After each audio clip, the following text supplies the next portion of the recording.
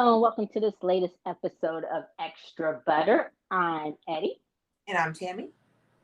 and this is welcome to the fourth episode in our K-pop comeback special series, featuring the latest releases and comebacks from some of our favorite K-pop groups and artists: BTS, J-Hope, ZICO, Monsta X, Purple Kiss, a new one on the list, iKON, Aespa, just to name a few.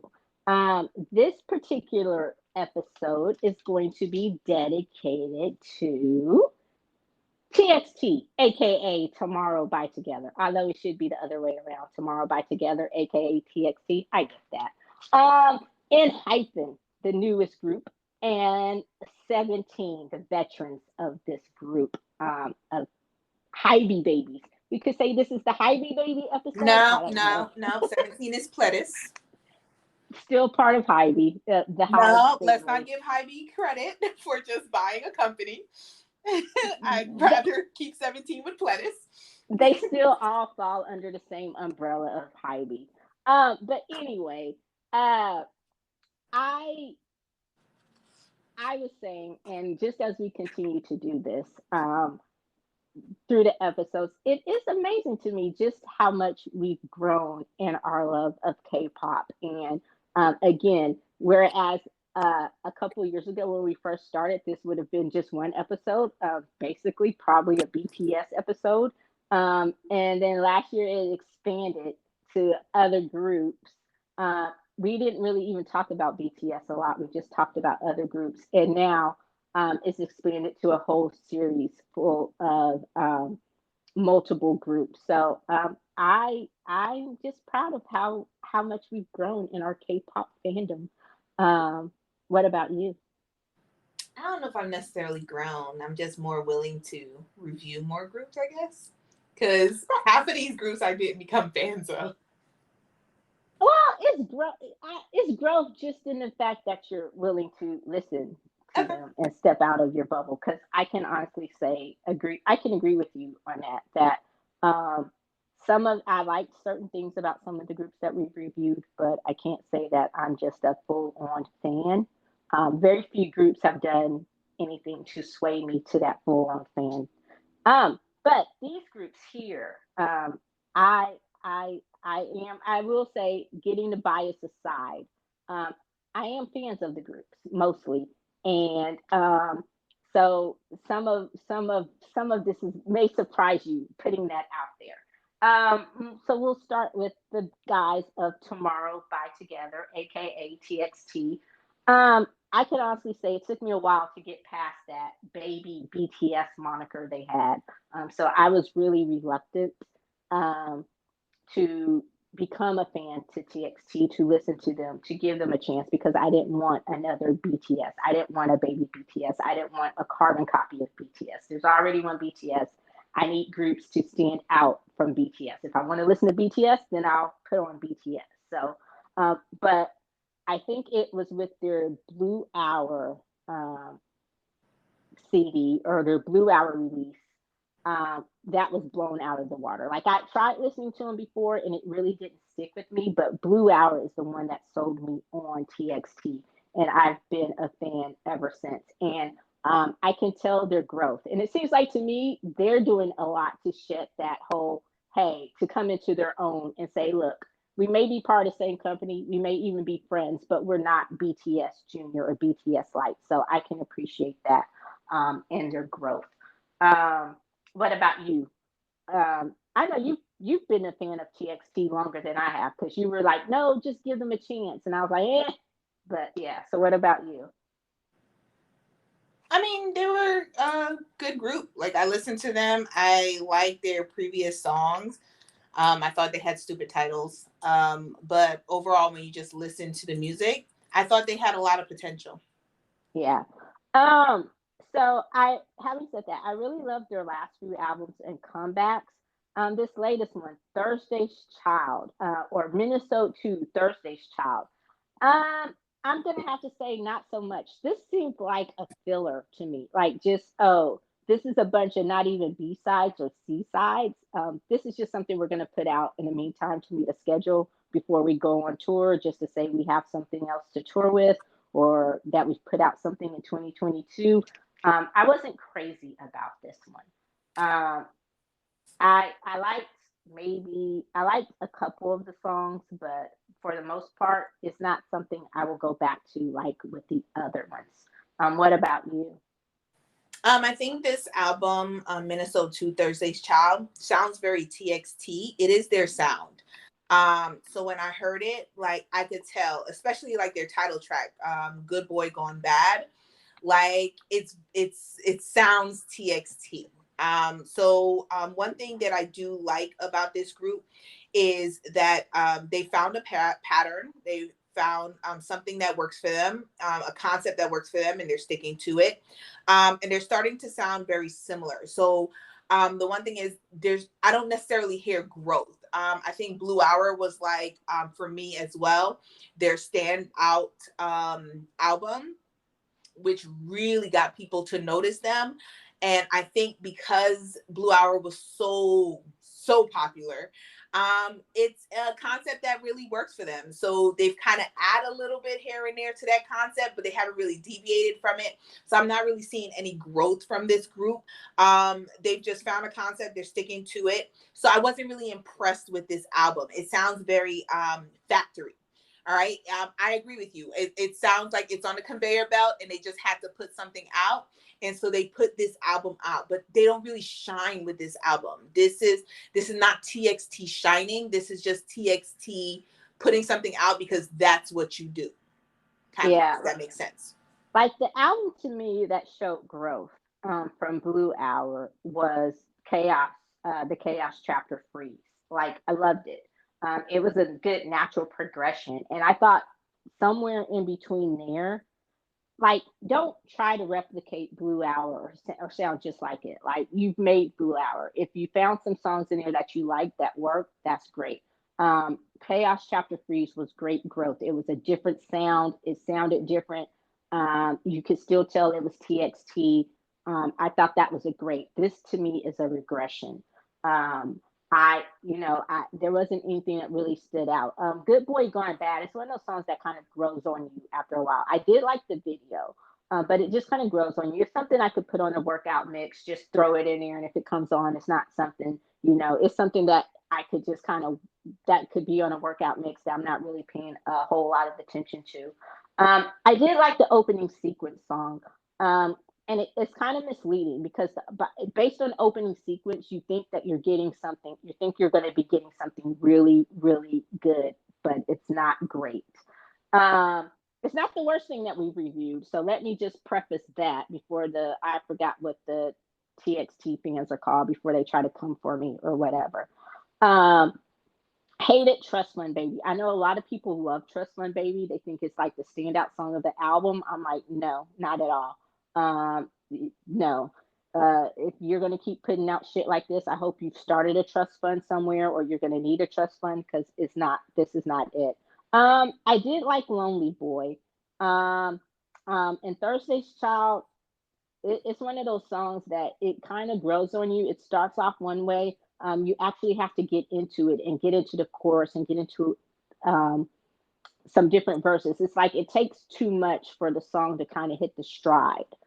So if you're just going to it within the first few notes of the song, you'll be like, and then it turns into something else. So it's just too much.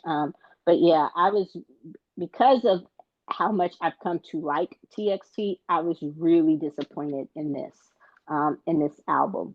So what about you? Did you have anything that kind of stood out to you on the album? I think with opening sequence, when I first heard it, and I was talking to a couple of people who are fans of TXT, and when I heard opening sequence, like it caught my attention. Like I was just like, oh, okay, I'm gonna like this album. Like, yeah, you thought like, you thought it was gonna be like something like, yeah. And this is going past the fact that I already heard the title track, Good Boy Gone Bad. And once again, this is a title track. Wasn't really feeling it, but it's kind of like a concept that they always got to put out. Like they just put out these high dance mixes. So you gotta listen to the rest of the album. So I'm thinking like opening sequence, like they setting me up, like I'm good. Yeah, right? yeah. Trust Fund Baby, no. So for Trust Fund Baby, I'm gonna be honest. TXT doesn't have strong vocals. Like I am going to be honest. Like Taeyun, like he has the strongest vocals in the group. Like he can really sing. Not to say the rest of them can't. But they have okay vocals. Taeyun is the one with the strongest vocals, and this did not stand out for me. I do not understand, and I think people focusing on this is because that's what they want you to focus on. They did a whole video live performance for Trust Fund Baby, so of course they're gonna sell this to their fans, and you know the fans will eat up whatever they put out there. Okay, so I don't think the vocals were very strong, and I think it sounded very young for them compared to how many years so far and how many albums they've been putting out. So I wasn't really feeling the B-sides. I think this album was a performance piece. I think it was very generic and very common. And I feel like this is becoming a trend for Big Hit.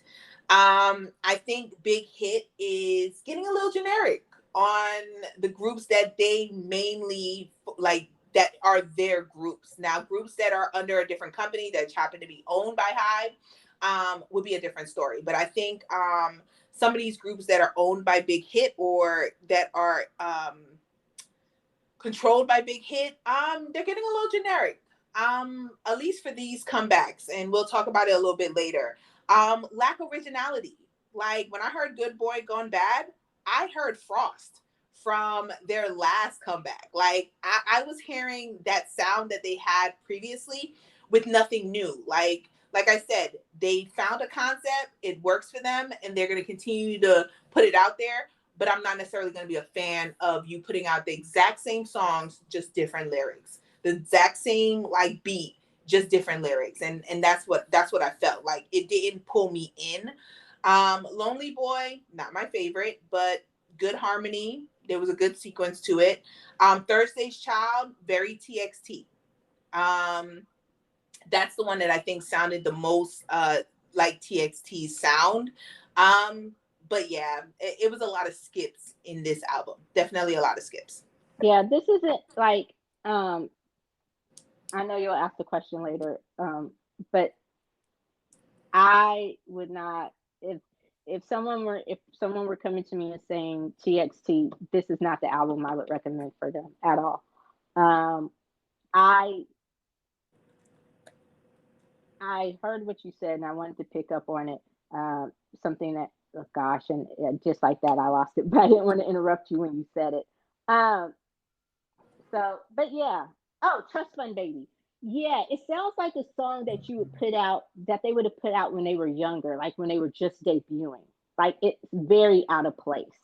Um, and as far as what you said, when it sounded kind of babyish or childish or whatever. And as far as TXT, I like them, but they haven't earned the same leeway um, as GOT7 or Monsta X or even BTS to put out something so lazy and me to be so forgiving of it, especially not a whole thing. It's not just like one lazy song on here. This is just like I said, this album just seems like it was a bunch of C or D sides from other projects and they just stuck it together and put it on an album and made a video and then went out on tour. So it's not very becoming. And if this was something that I heard for the first time being a TXT fan, it wouldn't have sold me on the group at all. Having said that, I am forgiving them because Blue Hour was so good and Chaos Freeze Chapter, and I know that they can do better. I know that this isn't typical of TXT. This is the anomaly in something not being that great. So hopefully when they come back from tour, it will be better. And I'm interested to see how much of this they are going to perform. They're actually going to be performing at Lollapalooza as well, which is very good. It's a very big deal. They're not headlining, but they do have a prime time. They do have a good time. and a good stage. So they're on tour now in the States. They're performing at the Lollapalooza Festival, which, you know, is a good thing and a big deal. So I like watching concerts and stuff on TV. So I would be interested to see how much of this album is a performance piece, what they would do from this. The only thing I could actually see them probably performing would be Good Boy Gone Bad. I don't know. Like, there's really nothing else on there. Opening sequence set us up for the Okie Doke, and it took us out. Like, after that, the rest of the album just kind of took us out. What are you giving this? I'm gonna rate TXT 2.5, and I usually do not rate kind of with my love for them in mind. I usually try to be unbiased in my ratings for my groups. But I'm gonna have to say, because I am a fan of TXT, it brought up their rating a little bit. So 2.5 popcorns is what I'm gonna give Minisode to Thursday's Child. What about you? Yeah, I was stuck between 2.5 and 2.25 and 2.5. I was like, ooh, can I give it a 2.3? You can. But yeah, so it's in between there. It's just, yeah, it wasn't great, and I hate seeing that because I do like them so much. Moving on to our next group, 17. This is a group for me that I know you absolutely love, and I'll let you talk about. Tell us about your love for 17.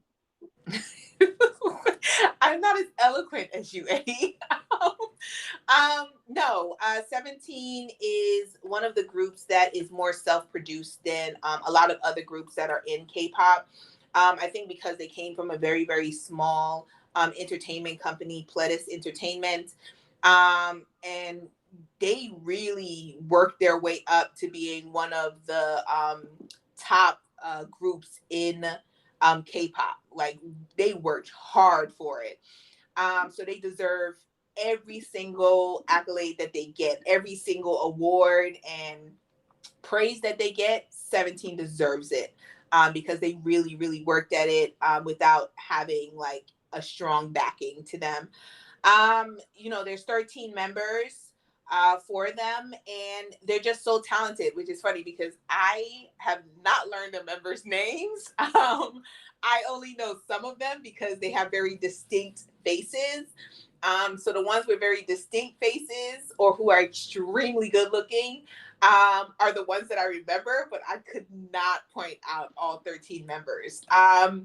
But yeah, 17 has definitely been putting out really, really great albums. They did have a mishap last year called Attica. But I don't want to talk about that. Okay, that's just gonna bring me down. But other than Attica, I will say that since I've become a fan of theirs, they have been putting out really, really good albums overall, back to back to back.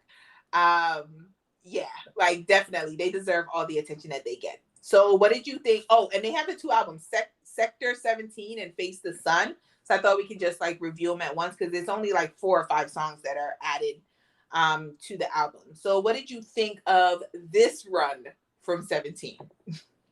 Okay, well, first I have to say, 17, 17 is a group for me that I want to like more than I do. Like, they're a group that I always give the benefit of the doubt because I really want to like them because of everything you said. They deserve all the flowers for what you said. I get their talent. There's no question about that. I get their production. They've been self-produced for a long time. Where a lot of groups you've talked about it have been coming around are now, especially a lot of the older groups who've earned that quote unquote right in K-pop. 17 has always been one of those groups that has pretty much controlled their image, their sound, and had a big say in all of that.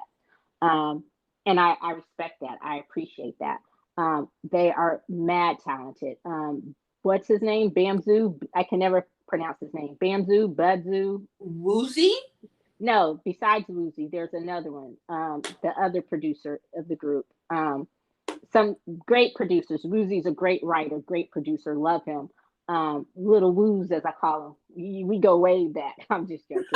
But making it sound like I really know homeboy. But so they've been a group to me that's been hit or miss, and that disappoints me so much because I always want to love them more than I do, like them more than I end up doing. The one album that I really really loved was the one with Home Run on it. I can't remember the name. You know, I'm horrible with names, but um, and then after that, it's just been songs here or there, but never a full album. Like we said, we won't even talk about Attica because I was about to cuss you out. I was about to put them off of the list. I was like, and then I found out it was you too, and I was just like, oh, okay, so I'm not horrible because I was just like, ah. But we won't bring up old shit. We won't talk about that. That was like Mulan, and I was like, nah, 17 almost got dumped for that. But they more than made up for it with this, the fourth album, Face the Sun. And when, like I said, when we originally did this and we realized that this is going to have to be more than just one episode, we talked about Face the Sun, and this is definitely a hit. The repackage, I, I'm of the mind that they should have just released the whole repackaged album as one and been done with it.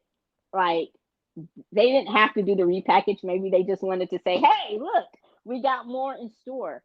But unlike iKON in their Japanese release of Flashback, where they added songs and it did nothing, the repackage and those added songs actually made a good album even better to me. Like, I loved the songs. I loved the extra songs from the repackage. That's why I'm like, they could have just done one big album and been okay, and I would have been okay with it. But it was really really good, and I loved Face the Sun. So this was definitely a hit for me for 17. It keeps them on the list, and I could say that this is something that makes me an even bigger fan. It's more of what I want to hear from them. It showcases to me. It doesn't just say, oh, here's a group with potential. It showcases all of that potential. It showcases to me what makes them great. And I'm glad I finally found that, something where I can say, yes, this is what I've been waiting for from 17 to just put me on that. You know, I can't, they're not in the top three. They're not on that level. They're not making a list. You'll never depose the top three. You can just make the list with the top three. So let's just put that out there now. It's not who am I taking off of that list. It's a question of who I'm adding to the list. And I haven't found a group yet that I'm adding to the list, but 17 is still in the running to possibly be added to that list. So I can agree with that. Did you have some favorite songs? What did you like about the album? Like, I think this album, or both of these albums, Face the Sun and as well as the added tracks for Sector 17, showcase why I fell in love with 17. First of all, I love their performances. Like, their oh my God, how do you say the word? Synchronicity? Touche. Synchronicity or synchronization? Synchronization. Yeah. It's like, if you watch them, their dance practice and everything like that, like the fact that they all hit the same move every single time on beat at the exact same, like, absolutely phenomenal. Like, you'll see little mistakes in other groups, but when it comes to 17, even when they're joking around, they still hit those moves on point, on beat every single time. Like, absolutely phenomenal performances on just how in sync they are as a group. Like, once again, I love groups where it's just genuine.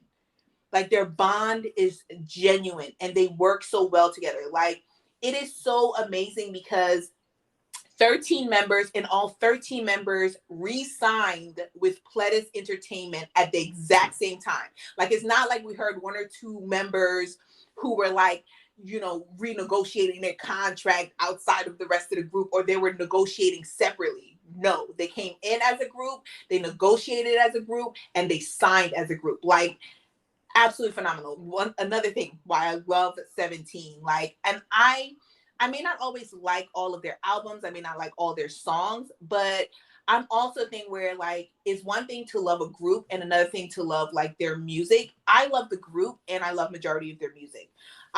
So I will say that on this album, the only real skip that I had was the title track.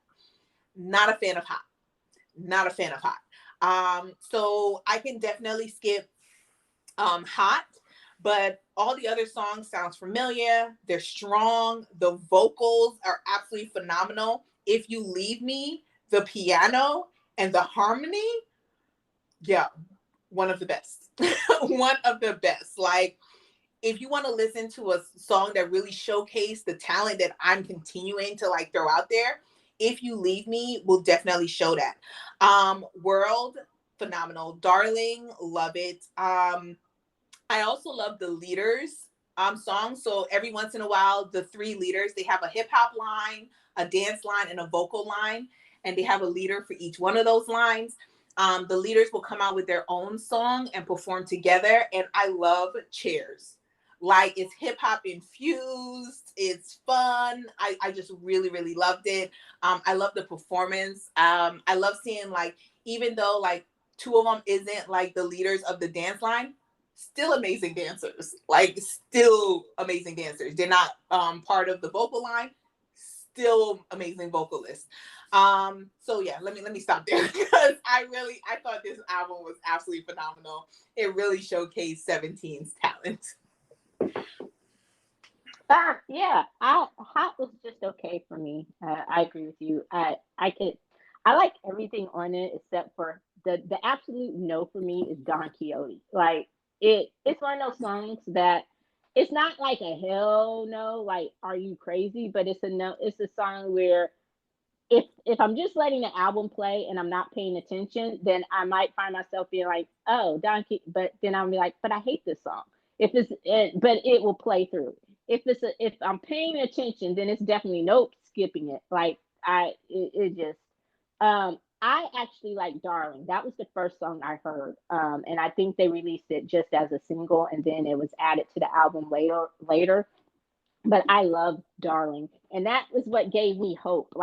And that's the thing. Like, okay, there are songs that I love, absolutely love by 17, but like I said, I hadn't found that one album besides the one with Home Run on it that just made me fall in love with this group, and I'm getting there. Like I said before, I recognize everything you said about them. They are great, very talented, but I just never felt like there have been more misses overall for me than there have been hits, and this album is a complete hit for me. I totally um, I would go with the repackage because you get the extra songs. Sector 17, and of course Don Quixote is a negatory ghostwriter for me. But I do like 17, and I like the group. I like the people in the group. You know damn well I'm not taking the time to learn 13 names. I'm not even trying to learn 13 names. I know Vernon, I know Woozy, I know, and I'm like you, I know some of them, but yeah. So and I would actually go see a 17 concert just because I think sometimes groups are different performance. They're different live. So I would love to see them in a live event. So yeah, this album has gone a long way to restore 17 for me and to keep them on my listening list, to keep them on to keep my ears open, to keep them on the watch out, because they're one of those groups where I'm just like, oh, okay, it's 17, and I pay attention. So I will continue to pay attention to 17. Which takes us to our next group. We didn't review it. Oh, we did not review it. I thought we reviewed it just because we were waxing so poetic and giving them all the flowers about 17. All right. So what is your review for 17? What are you giving? We could just say the whole thing, repack it if you want to do them separately, but no, I'm not going to do them separately. I'm just going to do it as one. Okay. So I'm going to rate this 17 comeback, Sector 17 and Face the Sun with 4 popcorns. I think this is absolutely phenomenal. I really, really loved it. I can play the whole CD through. I can even like roll my eyes at Hot and keep it playing rather than skipping it. So 4 popcorns definitely from me for 17. What about you? We agree on more today than we have in a while. I also gave it a 4. I really enjoyed it, and like I said, I think the first time we did it, like I said, the only thing that was out was Face the Sun, and those extra songs boosted up the rating. It wasn't a bad rating before, but I just love those extra songs, and I agree with you with Cheers. I love the performance. I love the video of it, and so yeah, I'm giving it a 4 as well. Um, so 17, yeah, keep it up. I'm looking forward to more from 17. And that takes us to our next group. Enhypen, the newest group, one of the newest groups. They were also COVID babies, COVID debuts. They debuted from. They're an anomaly in K-pop. They debuted from a reality show that was put together specifically to find this group. Um, and I'm kind of protective of Enhypen, I guess, because I didn't watch the show. I watched the episodes that had BTS in them because this was like when we were still deep in the BTS bubble. Um, but I also had made a decision. Then once they were formed, I was like, okay. And then I saw like some of their pre-debut videos, like their dance jams and stuff like that. And I love those. And I'm like, okay, I made a decision that this would be a group because we had been talking about how we had never really followed a group from its inception. And this was the group I had decided that I was going to follow from its inception. And I loved their first 3 releases. They were really good. And then after that, they kind of jumped the shark for me. Um, I know you're more of a chemistry, what type of personal relationship they have. I'm not big on that, especially with the newer generation groups that are coming up and the way Enhypen was put together. I think some of the older groups that we like, Monsta X, Got7, um, 17, BTS. I think some of the reason why they are so strong in their personal relationships and their personal bonds is because of the struggle. They had to struggle. Like those groups pretty much, well, with the exception of, I don't know much about JYP's history, but I know Got7 was on the struggle bus just as a group and all of that. So they not to go too much into this pun, but they had the blood, sweat, and tears of pretty much building up their companies and struggling together. The struggle was really real.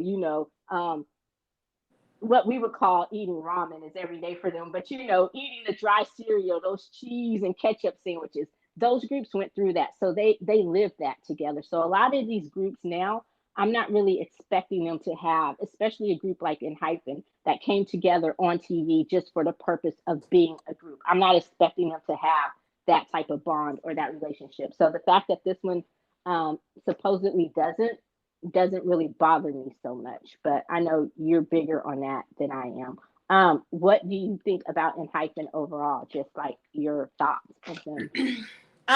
Yeah, so I agree with you. I've said it multiple times for previous episodes as well as this episode. If you haven't, definitely go listen. That I really am big on a vibe, but I agree with you. I think that it is true. 17, Monsta X, BTS, not so much Got7. JYP was already on the map when Got7 came out, but they definitely had to struggle and they had to fight. I think I will honestly say I think Got7 had a very very they have the most natural vibe in my opinion. Being that they come from the largest, one of the largest companies.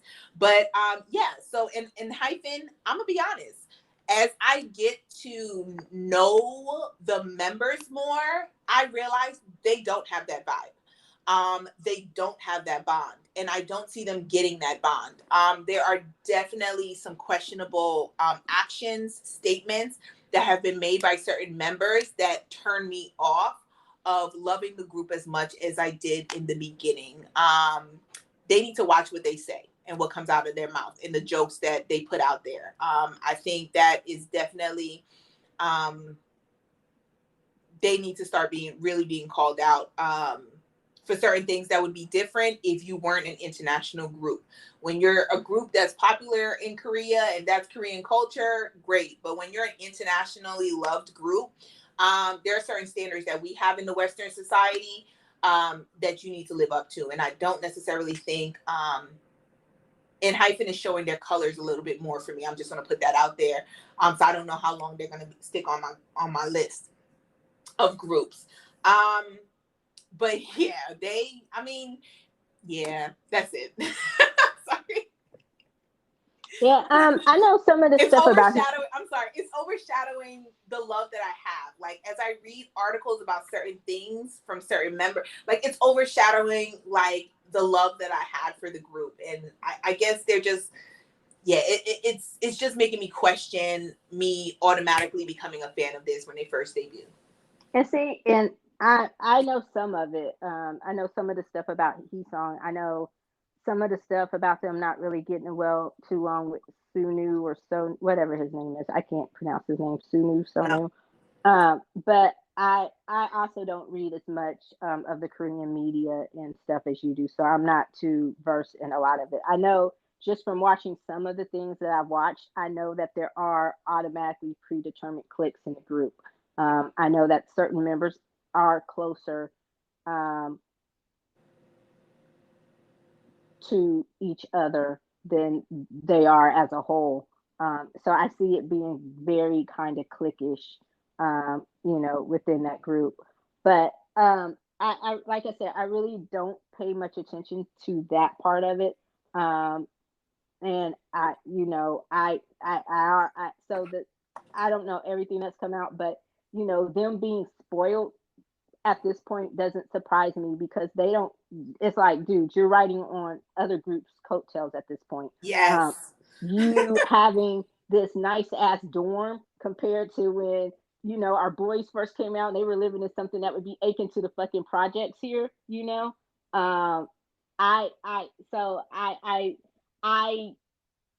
I don't pay a lot of attention to it, but they're missing some of the humility. I think in some aspects it's come a little too easy for them. Does that make sense? Oh, and I would agree with it. Yeah. And the fame has come a little too fast because even though they were on that show, I don't think anyone expected them to explode the way they have, as fast as they have. And their first few albums, like I said, were great. I loved them. The last few, as I was saying with 17, hit or miss. The last few albums have been misses for me. There have been songs that I've liked, but overall the albums have been misses. Now, the talking has never worked for me from beginning to end. Those intro and outro tracks, they need to take a hint from who did I say, Le Seraphim, who did it better. But those talking tracks, oh my gosh, nails on a fucking chalkboard. Dig my eyes out with a rusty spoon. I do not want to hear that shit. I know y'all think Jake has a great, sexy Australian, Korean type voice. Y'all are letting Jay speak his English a little bit, whatever. Stop. Just stop. Find something else. Just stop. That never works for me. Okay, so what did you think about Manifesto Day One? Trying to put all the other bullshit aside. What did you think about it from a pure musical standpoint? I'm gonna go straight through it. Like, let me just hit the parts. If you haven't noticed already, not a fan. I hate the talking parts. I've said it multiple times. Absolutely hate it. They do it on every album, and they're always skips. Always skip. The one thing they did different is they start to sing the second half. I'm gonna need them to just cut out the talking and just go straight to the singing. I think that would have been better for some of these tracks. I think that Enhypen Manifesto Day One, very generic, nothing special. It doesn't show that it's their style. Like, this isn't like TXT where it's TXT, even if they're very generic. With Enhypen, I swear, if I didn't know this was Enhypen, I would not be able to tell. I would not be able to be, you'd be like, oh, listen to this track. Who you think this is? I have no idea. No idea whatsoever. Nobody stood out in this album. Nobody stood out in this album. If this had been Enhypen's first album, never would have been a fan of theirs. I guess they're very popular, but I'm gonna be honest. I think they're popular for mediocrity. I think they're being very mediocre in what they're putting out. Like they're just putting out because they're a popular group off the bat. Like they came out the gate strong. Auto-tune heavy. Yeah, no. And the concept of the fake gangsta, not working for me at all. Like y'all look like spoiled brats playing dress up. I'm sorry. That was too mean of me. My bad. I take that back. I apologize. Go ahead. Yeah, I have to apologize. Sorry.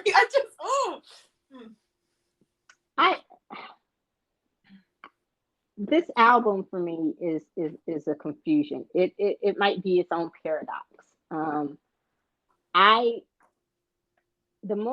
I first heard it, it was an absolute no. It was worse. And I think when our first time going through, I reviewed it worse than I'm doing now. So I don't know if it's just because, like I said, I've listened to it more.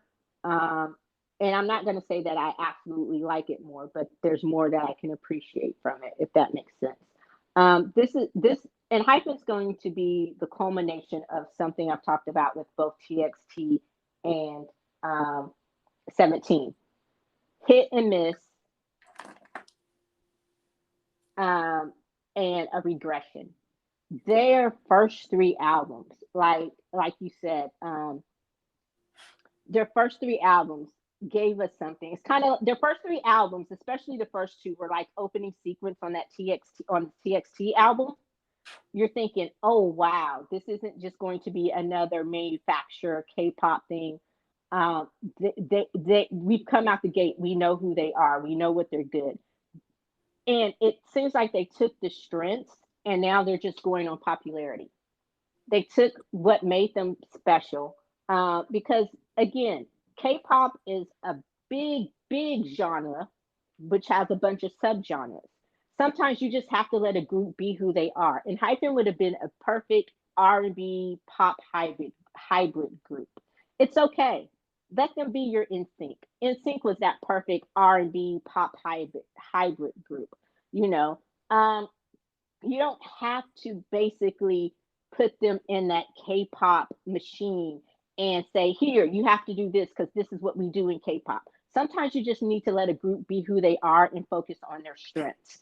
And that was their strength, that earlier sound that they had. Not saying every album has to sound the same, not saying you can't experiment with some things, but what they're doing now does not work. And it sounds, like you said, a lot of it sounds very generic. Here's how it is. Future Perfect, Pass the Mic. It is that lead off song. It's okay. It could go on a workout playlist. I liked it better than I had liked some of their previous lead off songs from some of the other albums that they had put out. Okay. So it was a better lead off track for me than that. Like we said, the intro, Stop the Talking, they were better when they were just singing through them. That was the good part of the intro. Here's something that is really, really weird. I hated Paradox when I just heard it on Wax. I saw the video and I'm like, and when I saw it, I'm like, are they releasing something new already? Because sometimes after a group releases an album, they'll release just another single that wasn't on the album. That's what I thought Paradox Invasion was. I saw the video and I actually liked the song because it's reminiscent of earlier Enhypen when I actually liked them on a more consistent basis. So I was like, oh, okay. So I actually liked the song when I saw the video. But when I first heard it, I'm like, the TWF or TFW is okay. It's just something okay. Now, when you were talking about generic, Shout Out was absolutely nothing special. It sounded like it could have been sung by just about any other K-pop group out there. it was nothing that made it stand out as an Enhypen song. It sounded like it was just a song that they picked up off the K-pop song wheel and just stuck and said, okay, it's Enhypen's turn. But, you know, and then Foreshadow was, you know, that was the end song. So I don't know. I was not really a big fan. What are you rating this? I'm gonna give them 1.75, giving them the Mulan treatment. Less than 2 popcorns. Wow. I gave them 2.25, and I think that what you said from earlier was more or less like our was based on what they've done previously. What I really liked about them. Okay, so ask your question. All right. So would you suggest TXT's Minisode to Thursday's Child? No. Okay. Would you suggest 17 Sector 7 Face the Sun? Yes. Okay. Would you recommend Enhypen's Manifesto Day 1? Only if you told me I could meet V from a completely different group.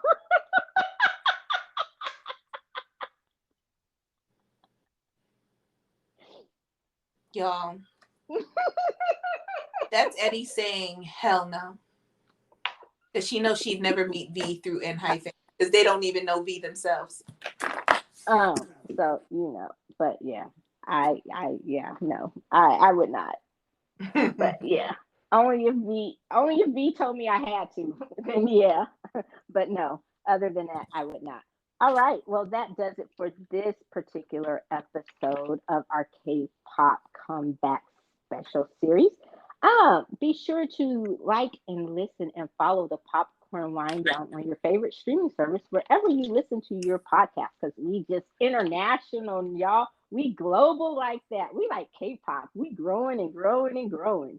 And also be sure to catch up on the latest in entertainment and pop culture news on the daily with the Daily Wind Down at the popcornwinddown.com. That's it. That's the plug. Poppy do pop pop pop.